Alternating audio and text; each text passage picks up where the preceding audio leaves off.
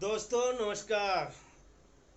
मैं engineer are Chandra अपने YouTube channel Chandra की चकचक या इंजीनियर आर चंद्रा ब्लॉग पर एक बार फिर आप सभी का स्वागत करता हूं।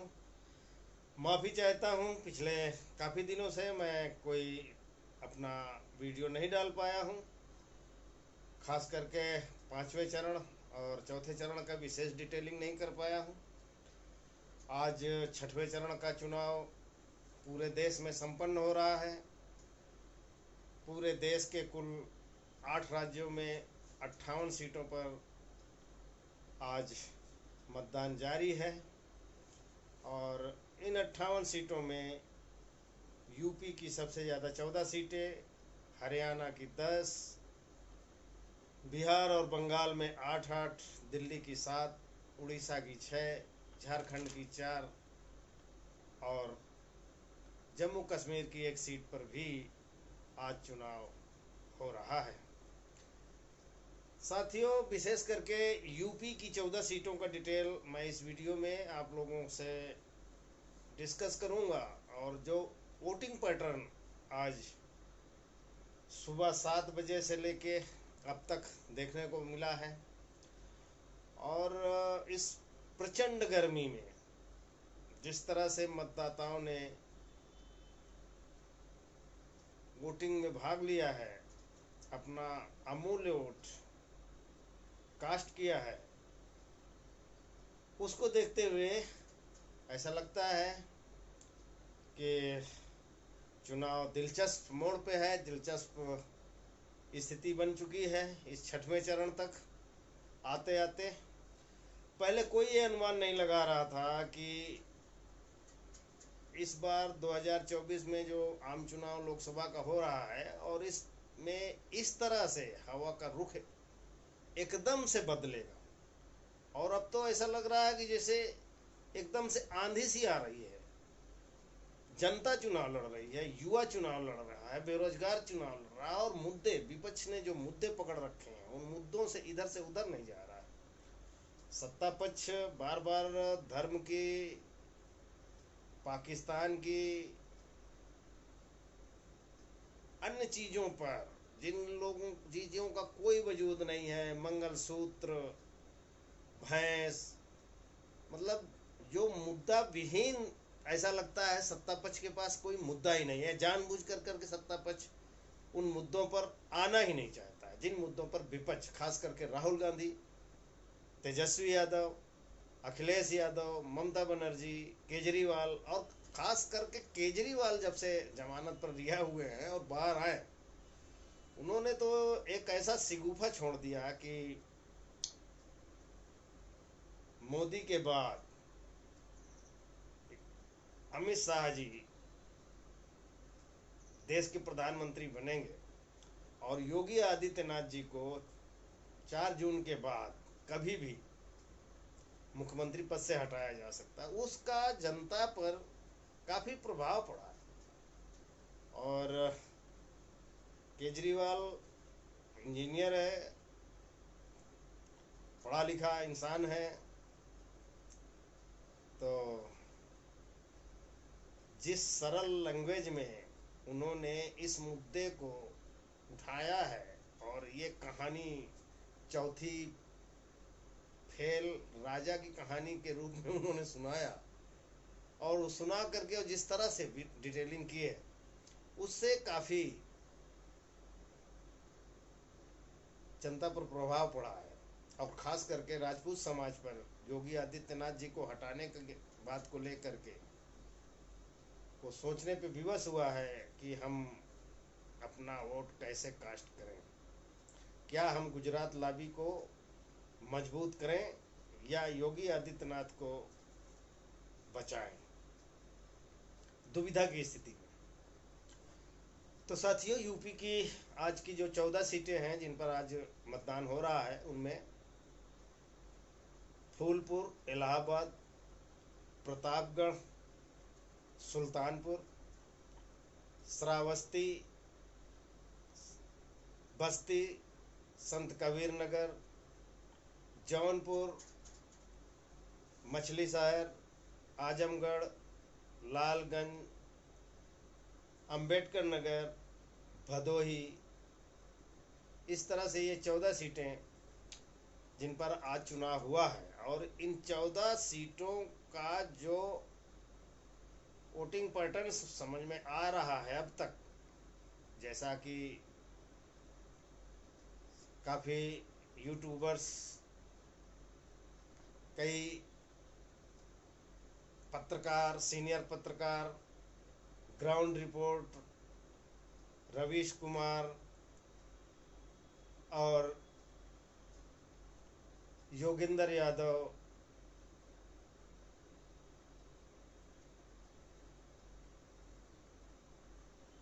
अशोक वानखेड़े, आलोक पाठक, ये सारे लोगों ने अपना अपना सूत्रों से, अपने फील्ड के वर्करों से जिस तरह से फीडबैक लिया है और उन चीज़ों को शेयर किया है, उससे स्थिति ऐसी लग रही है कि सत्ता पक्ष खास करके एनडीए संकट में है। और संकट में बुरी तरह से। पिछली बार इस 14 सीटों में एनडीए के पास मैक्सिमम सीटें थीं। इस बार कई सीटों पर चुनाव त्रिकोणीय है। ज़्यादातर सीटों पर 1-1 एनडीए गठबंधन और इंडिया गठबंधन के बीच सीधी टक्कर है। यूपी की इन 14 सीटों में कुल 162 उम्मीदवार चुनाव लड़ रहे हैं और पूरे देश की कुल 58 सीटों पर 889 उम्मीदवार मैदान में हैं। अब तक जो चुनाव पैटर्न है, जो मतदान हुआ है, 1 बजे तक उत्तर प्रदेश की फूलपुर में लगभग 33% मतदान हुआ है, इलाहाबाद में 34% मतदान, प्रतापगढ़ में 36%, श्रावस्ती में 36.64%, संत कबीर नगर में लगभग 37%, बस्ती में 40%, अंबेडकर नगर में 41.5% और आजमगढ़ में 38% चुनाव हुआ है। लालगंज में भी लगभग 38% ही मतदान हुआ है। जौनपुर में 37.5%, डुमरियागंज में 37.64%, मछली शहर में 37.36% और सुल्तानपुर में 38.38% मतदान 1 बजे तक संपन्न हुआ है। और भदोही में 35.82 यानी कि लगभग 36% का मतदान 1 बजे तक का हुआ है। इस तरह पूरे यूपी में 1 बजे तक एवरेज 37.37% का मतदान हुआ है, जो 3 बजे तक बढ़ कर के टोटल 44% यानी 43.95 यानी 44% तक का मतदान हो चुका है। साथियों, शाम 5 बजे तक यूपी की 14 सीटों में जो मतदान हुआ है, सर्वाधिक अंबेडकर नगर सीट पर हुआ है जो 59.53% और सबसे न्यूनतम 46.8% फूलपुर सीट पर हुआ है। ओवरऑल सभी 14 सीटों पर एवरेज 52.02% मतदान हुआ है 5 बजे तक का। यूपी में कंप्लीट 7 बजे तक टोटल 54.02% मतदान हुआ है सभी 14 सीटों में ओवरऑल। साथियों, फूलपुर सीट पंडित जवाहरलाल नेहरू के ज़माने से पंडित जवाहरलाल नेहरू रहे हैं वहाँ से सांसद, तो काफ़ी चर्चित सीट रही है। और इस सीट पर बीजेपी ने प्रवीण सिंह पटेल को उम्मीदवार बनाया है। वहीं इंडिया गठबंधन से सपा के अमरनाथ मौर्य को उम्मीदवार बनाया है और बीएसपी ने जगन्नाथ पाल को खड़ा किया है। अगली सीट इलाहाबाद। इलाहाबाद से बीजेपी ने नीरज त्रिपाठी को और कांग्रेस ने रेवती रमन सिंह के सुपुत्र उज्जवल रमन सिंह जी को उम्मीदवार बनाया है और बहुजन समाज पार्टी ने रमेश पटेल पर अपनी दावेदारी की है। प्रतापगढ़ सीट में बीजेपी संगमलाल गुप्ता पूर्व एमपी जो पहले से हमारे 19 में जीते हुए हैं उन्हीं को उम्मीदवार बनाया है और सपा ने यहाँ से डॉक्टर एसपी सिंह पटेल को उम्मीदवार बनाया है और प्रथमेश मिश्रा बीएसपी के उम्मीदवार हैं। संत कबीर नगर से प्रवीण निषाद, संजय निषाद की निषाद पार्टी जो कि एनडीए गठबंधन में है, उनको उम्मीदवार बीजेपी गठबंधन ने बनाया है और उनके खिलाफ इंडिया गठबंधन से समाजवादी पार्टी के पप्पू निषाद बहुत ही मजबूती से चुनाव लड़ रहे हैं। बसपा ने नदीम अशरफ को अपना कैंडिडेट बनाया है।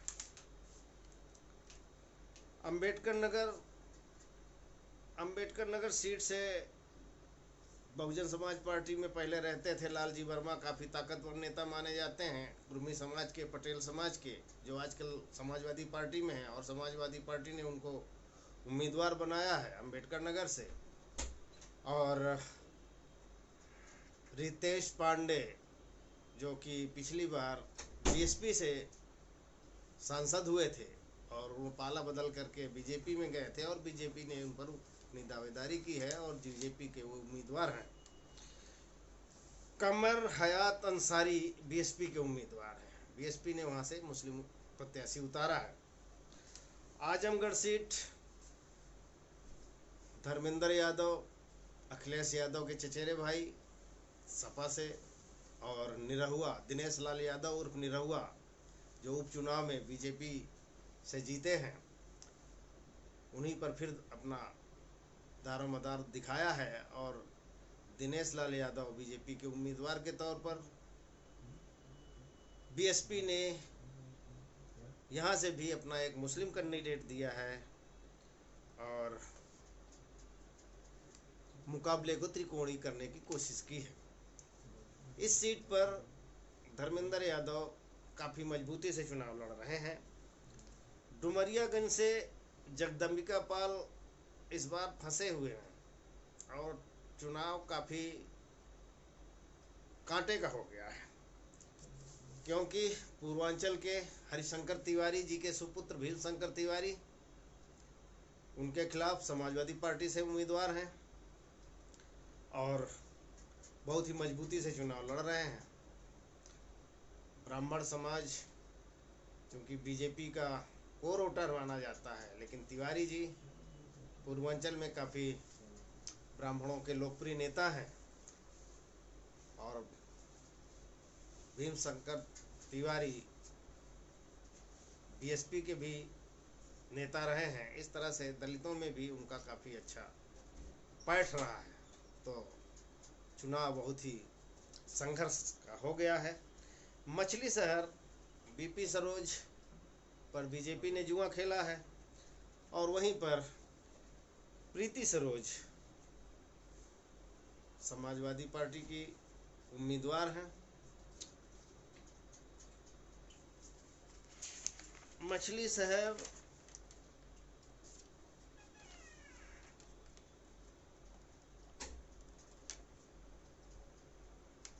तूफानी सरोज हुआ करते थे, 3 बार सांसद रहे। उनकी बेटी हैं प्रीति सरोज और काफ़ी पढ़ी लिखी और अच्छा चुनाव लड़ रही हैं। बीएसपी ने कृपा शंकर सरोज को उम्मीदवार बनाया है। जौनपुर सीट पर कृपा शंकर सिंह, जिनको बीजेपी ने बम्बई से बुला करके टिकट दिया है और समाजवादी पार्टी ने बाबू सिंह कुशवाहा को, क्योंकि कुशवाहा वोट, मौर्य वोट वहाँ काफ़ी ज़्यादा है, तो बाबू सिंह कुशवाहा को मैदान में उतारा है। वहीं श्याम सिंह यादव को बीएसपी ने अपना उम्मीदवार बनाया है। पहले कैंडिडेट उन्होंने धनंजय सिंह की पत्नी श्री कला रेड्डी उम्मीदवार बनाया था, लेकिन यहाँ पर भी बीजेपी ने कुछ मैनेज किया और ऐसा लग रहा है कि धनंजय सिंह जी इस जमानत पर छूट कर आए और उनकी पत्नी ने बीएसपी से अपना पर्चा जो है वापस कर दिया। तो बीएसपी मजबूर हुई कि अपने पूर्व सांसद श्याम सिंह यादव पर ही दांव लगाए और इस तरह से श्याम सिंह यादव मैदान में हैं। लेकिन मुख्य मुकाबला बाबू सिंह कुशवाहा और कृपा शंकर सिंह जी के बीच है और बाबू सिंह कुशवाहा जी को लोग बताते हैं ऐसा कि उनकी काफ़ी अच्छी स्थिति है। बस्ती से बीजेपी ने हरीश द्विवेदी को और सपा ने राम प्रसाद चौधरी को। बस्ती में वर्मा चौधरी वोट बहुत ज़्यादा है, तो राम प्रसाद चौधरी की काफ़ी अच्छी स्थिति बताई जा रही है, जिनके जीतने की पूरी संभावना लोग व्यक्त कर रहे हैं। वहीं बीएसपी ने लव कुश पटेल को उम्मीदवार बनाया है। अब श्रावस्ती सीट से एक तरीके से प्रधानमंत्री जी के सचिव रह चुके हैं और राम जन्मभूमि न्यास के भी पदाधिकारी नृपेंद्र मिश्रा जी हैं और उनके सुपुत्र साकेत मिश्रा चुनाव मैदान में हैं, जिनके खिलाफ सपा के राम शिरोमणि वर्मा चुनाव लड़ रहे हैं और वर्मा जी काफ़ी अच्छे फाइट दे रहे हैं और सीट फंसी हुई है, बीजेपी के लिए आसान नहीं नज़र आ रही है। लालगंज सीट, यहाँ से बीजेपी ने नीलम सोनकर को उम्मीदवार बनाया है, तो वहीं पर सपा अपने वहाँ लालगंज के लोकप्रिय नेता दरोगा प्रसाद सरोज को मैदान में उतारा। बीएसपी ने असिस्टेंट प्रोफेसर इंदु चौधरी को अपना टिकट दिया है और ये चुनाव भी दरोगा प्रसाद सरोज और नीलम सोनकर के बीच ही बताया जा रहा है, लेकिन इंदु चौधरी भी बहुत अच्छे से चुनाव लड़ रही हैं। अगर देखा जाए तो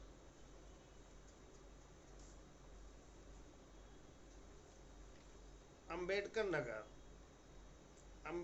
नगर इसको मायावती जी ने जिला बनाया था और लालजी वर्मा समाजवादी पार्टी से चुनाव लड़ रहे हैं, जो पूर्व बसपा के ही नेता रहे हैं, और रितेश पांडे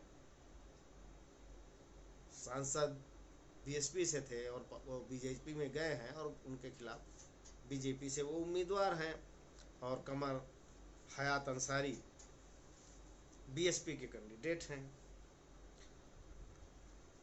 सुल्तानपुर सीट काफ़ी चर्चित सीट, क्योंकि यहाँ से वरुण गांधी की माता जी और गांधी परिवार की सदस्य मेनका गांधी जी बीजेपी से चुनाव मैदान में हैं, लेकिन ऐसा लोग बताते हैं कि इस बार उनके ऊपर संकट है। वरुण गांधी को बीजेपी ने टिकट नहीं दिया और वरुण गांधी अपनी माता जी के चुनाव प्रचार में सिर्फ एक दिन गए, क्योंकि पूर्व सुल्तानपुर के वो एमपी रह चुके हैं। केवल एक मीटिंग में, एक रैली में अटेंड किया है उन्होंने, अपनी मां के समर्थन में किया है, पार्टी के समर्थन में नहीं।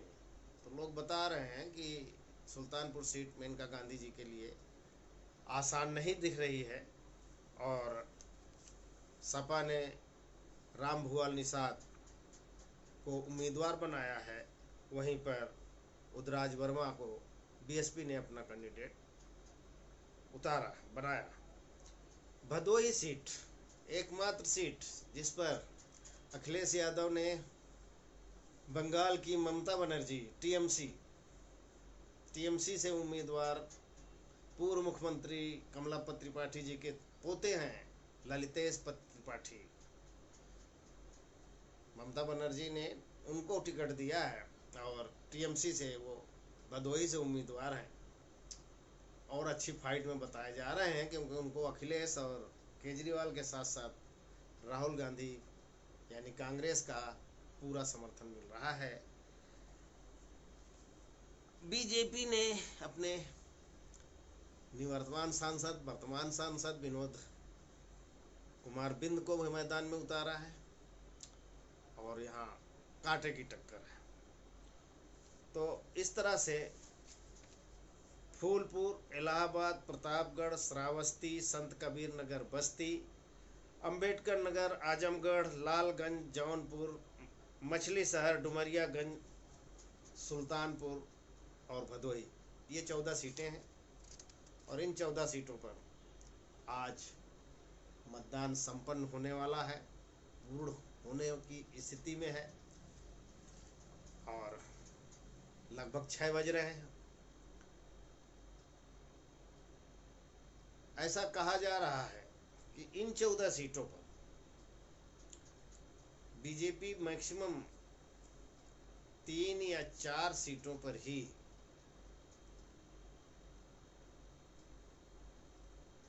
फाइट में है और 4 नहीं बल्कि 3 ही कहा जा सकता है, क्योंकि सुल्तानपुर सीट अब काफी फंसी हुई महसूस की जा रही है। फूलपुर, इलाहाबाद उज्जवल रमन सिंह, फूलपुर में अमरनाथ मौर्य, प्रतापगढ़ में डॉक्टर एसपी सिंह पटेल,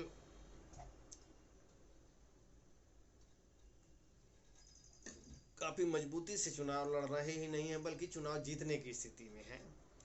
अंबेडकर नगर में लालजी वर्मा, आजमगढ़ में धर्मेंद्र यादव, लालगंज में दगरोगा प्रसाद सरोज चुनाव जीतने की स्थिति में। बस्ती सीट में हरीश द्विवेदी फंसे हुए हैं। रामप्रसाद चौधरी को जीतने की पूरी संभावना लग रही है। ये रहा इन 6वें चरण की 14 सीटों पर एक संभावित जो चुनाव की स्थिति है और जो संभावित जीत की स्थिति है। यहाँ इंडिया गठबंधन पूरी तरह से एनडीए पर हावी दिखाई दे रहा है और ऐसा लग रहा है कि कम से कम 9 या 10 सीटों पर इंडिया गठबंधन बढ़त की स्थिति में है। एक सीट पर बीएसपी अच्छे से चुनाव लड़ रही है और बीजेपी 3 सीटों पर थोड़ा बढ़त दिखा रही है। बाकी 4 जून को साथियों देखिए क्या होता है। ये उत्तर प्रदेश की 6वें चरण की 14 सीटों का डिटेल आप लोगों के सामने हमने प्रस्तुत किया है और आप लोग देखिए, शेयर करिए, हमारे चैनल को सब्सक्राइब करिए, लाइक करिए और हमारे अगले वीडियो को जो हम जल्दी ही डालेंगे, हम माफ़ी चाहेंगे कि लगातार पिछले 1 महीने से लगभग 20-25 दिनों से हम कोई वीडियो नहीं डाल पाए थे, लेकिन अब हम लगभग रेगुलर आपके सेवा में कुछ ना कुछ लेकर हाजिर होंगे और आप लोग हमारा सपोर्ट करें। धन्यवाद साथियों, नमस्कार।